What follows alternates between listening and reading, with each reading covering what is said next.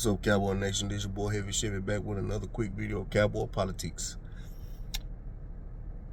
I just want to say real quick, man, you do not need a super elite offense to win a Super Bowl. Let me say that again. You do not need a super elite offense to win a Super Bowl. What do you need? You need a reliable run game, and you need an elite defense. That's what's going to win you a Super Bowl.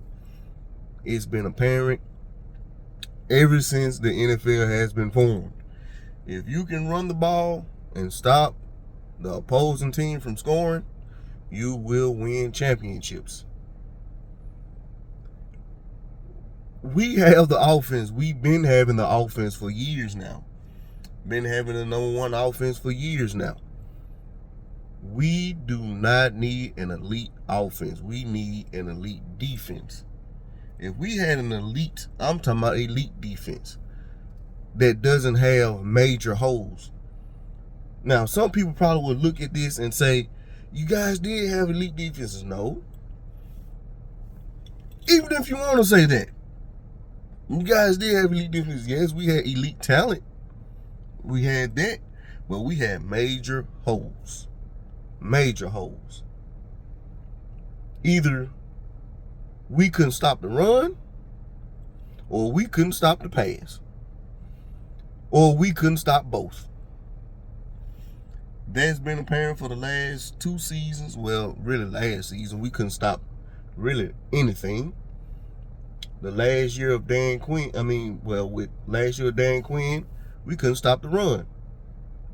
When Zim got here, the first 8 weeks, we couldn't stop a nosebleed. But the last 8 weeks, that defense had turned around. The defense, like I said, after week 8, 2024, the defense started coming along. But if Christian Parker and this defensive staff can coach these guys up for this season and next season, we should have a legit shot, just like the Seattle Seahawks. It's a numbers game. That's what he did. If you go look back and see what he did, it was a numbers game. They brought way more than expected. They didn't disguise hardly. They just lined up. You didn't know what they were going to do. Kind of like what Vic Fangio does. You didn't know what they were going to do. It just post-snap is when all the movement starts. Nickel, like Christian Parker said, will play a big, major role. Remember when Jerry said, basically losing Jordan Lewis was a big deal, because now in the NFL, it's been for some years now, nickel is a big deal. Running a 4-2-5, or just running nickel, period. It's a big deal. You got to have a good nickel in this league. Got to. It's communication. It's tackling. It's taking on some of the best athletes in the slot. Now, will they go after a player like a Minkah Fitzpatrick? Somebody of that nature. But are they willing to pay the last year of his salary, which is I think like $15 million? Are they willing to do that? Are they willing to give up a pick for him?